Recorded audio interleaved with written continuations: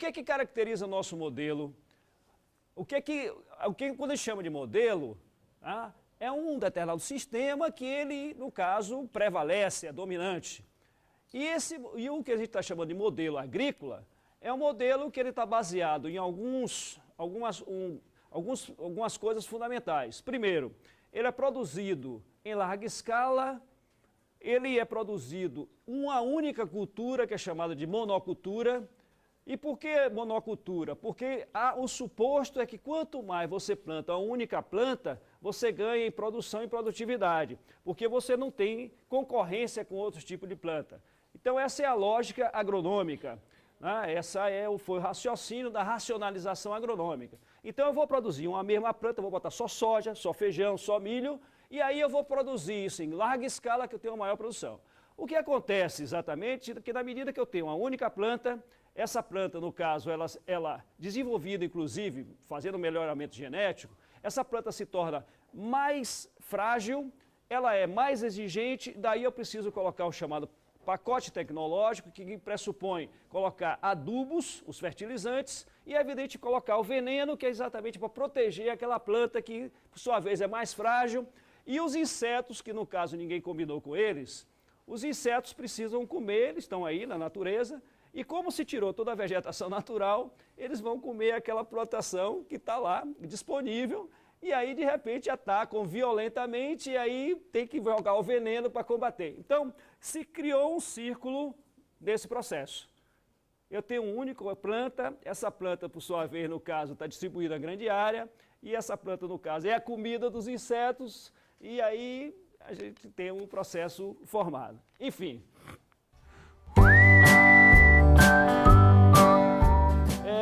Nós temos um modelo de produção, um modelo agrícola, que é um modelo que ele degrada e contamina o ambiente. E aí a gente diz assim, mas isso é meio maluco, né? Como é que eu imagino que eu tenho um modelo que produz os alimentos e ao mesmo tempo esse modelo provoca esses problemas? Quer dizer, é um modelo que é contaminador, então o que é que tem de verdadeiro nessa afirmação? Então, isso aí que a gente quer apresentar para vocês, colocando exatamente o que acontece antes da produção, durante a produção e após a produção. O negócio maluco da gente imaginar é de que a cada vez que eu estou, quer dizer, se eu me alimento 3, 4 vezes por dia, a cada momento que eu estou me alimentando, eu estou me contaminando. Ou seja, se o alimento é contaminado, a cada momento que eu como, eu estou me contaminando. E daí, essa ideia de um ciclo, né? O alimento como elemento vital da vida, né? Eu me alimento várias vezes por dia e cada vez que eu me alimento, eu me contamino. E aí, as resultantes disso, por um lado, no caso, são as doenças, ou mesmo a morte, né? Então, esse, em princípio, é o caminho que é muito maluco.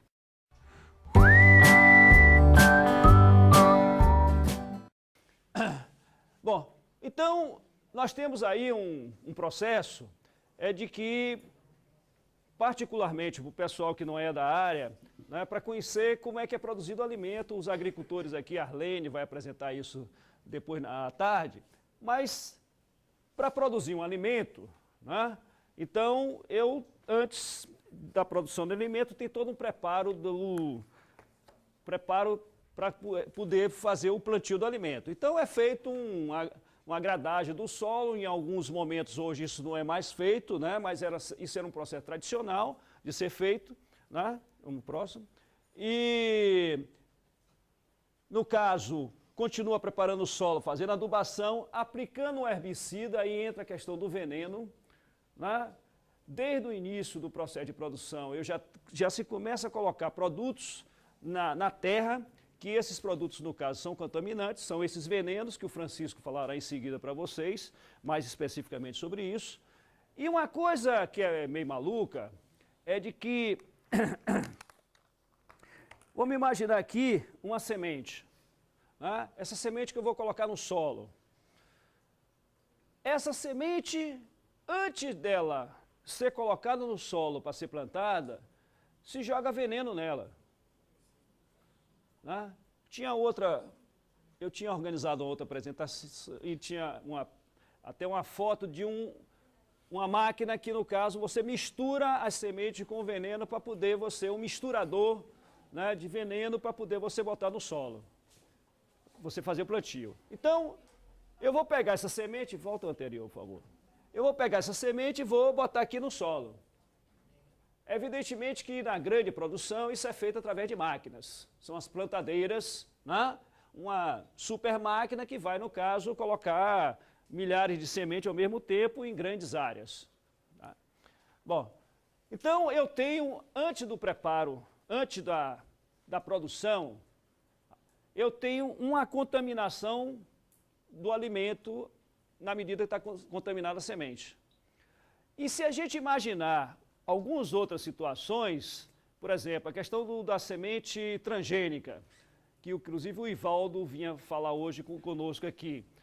Na semente transgênica você tem genes modificados, que no caso de alguns tipos de sementes, como por exemplo da Monsanto, né, que aí você modifica um determinado gene, que a semente passa a ser resistente a determinado tipo de veneno, e você coloca esse tipo de veneno que a semente resiste, mas que mata as outras plantas.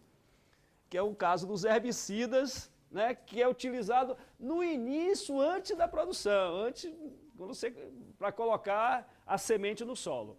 Vamos em frente. Bom, então aqui o slide ficou tal. Isso aqui é uma máquina, não está aparecendo legal, mas é uma máquina, inclusive, desenvolvida pela Embrapa, que é a empresa brasileira de pesquisa agropecuária, a famosa Embrapa, exatamente para você fazer a proteção da semente, exatamente colocando ela misturada com veneno. Tá? Bom, então aí as sementes, para fazer o plantio ou a muda, né, que é a partir daí que eu vou obter, no caso, minha produção.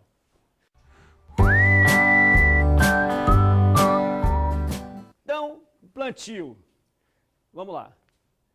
Depois do plantio, não sei se vocês tinham ideia, o próximo.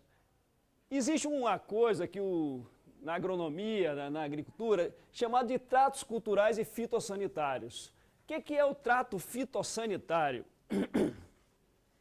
O trato fitossanitário é exatamente você fazer a limpeza da área que está plantada. No caso, se tem uma planta que está nascendo, você vai tirar aquela planta, né?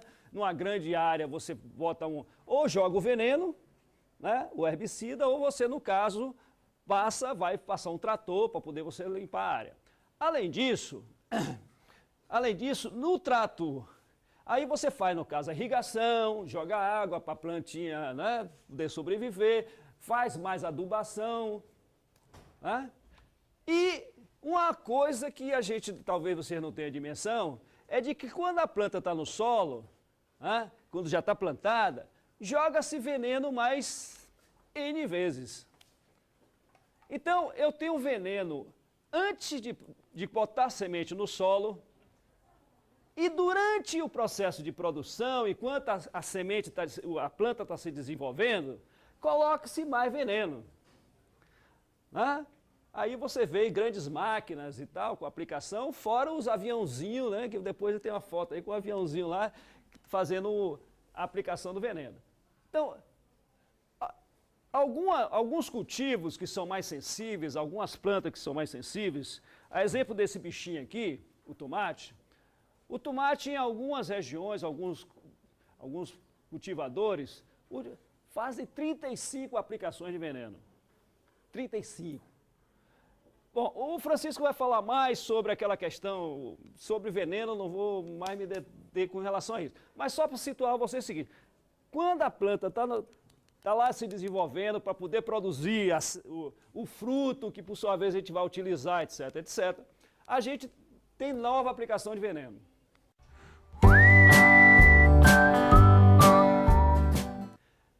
E aí eu vou armazenar o feijão que a gente plantou. Talvez vocês não tenham a dimensão, mas se quando você pega o feijão e bota no armazém, bota veneno de novo, para poder proteger aquele produto, o feijão, a soja, etc., etc., né? Até chegar à mesa do consumidor. Tá? Bom, então, no armazenamento, na estocagem, aí vocês estão vendo o seguinte, pela terceira vez, aquela sementezinha toma seu banhozinho de veneno. Vamos lá. Aí vem o processamento dos alimentos, que é uma outra discussão que a gente está querendo abrir, é que exatamente o seguinte, essa questão do uso do alimento in natura ou o uso do alimento processado. E aí é uma grande discussão, inclusive, que o pessoal do CRN abriu, porque aquele tipo de coisa é o seguinte, quer dizer, nós, na chamada vida moderna, nós temos a necessidade, aquela coisa, temos que comer na rua, não tem tempo, a gente aqui na cidade, não sei o quê, e aí, tudo bem, a gente vai ter que a famosa comida de rua, né? E, bom, e cada vez mais se processa os alimentos, de repente em garrafa, em lata, em vasos alimentos, no chamado processamento, que a professora depois vai falar sobre isso. Bom, então, no processamento dos alimentos, também chamado de industrialização dos alimentos, né, eu tenho diversos tipos de processos que são feitos com relação a isso, né, para poder modificar e dar condições para que os alimentos possam permanecer por mais tempo, modificar a coloração, a forma dele, a estrutura, textura, etc. Né? Várias intervenções são feitas com relação aos alimentos. Né? Um exemplo aqui, muito rápido, o caso do refinamento do açúcar. Aquele açúcar que fica bonitinho, branquinho, tal, o salzinho, né, branquinho, tem uns que a gente faz assim, ele fica, parece talco, fica voando, né? Bom, vamos lá. Aditivos, não vou me deter, mas nos alimentos colocam uma porrada de coisa, chamada de aditivo, permitido por lei, tá? Que estabelece quantidades chamadas mínimas que eu posso, no caso, colocar no alimento. Nas embalagens também existem problemas, o que seria um outro fator de contaminação ou não dos alimentos. Mas precisamos também discutir essa questão das embalagens dos alimentos, o que significa algo que está associado com a industrialização, processamento dos alimentos. Então, a tendência otimista é que se a gente vai comer orgânicos, ou seja, vamos consumir o mel orgânico, né, Arlene, os produtos orgânicos. Se a sociedade se envolve nesse processo, a gente consegue avançar e aí a gente vai ter uma alimentação mais saudável, mais segura, de qualidade, etc. Intermediário é que o agronegócio vai se dividir uma parte com o avanço do alimento orgânico e continua com a contaminação, os alimentos contaminados produzidos pelo agronegócio. Que uma das grandes discussões que está posta é o seguinte, se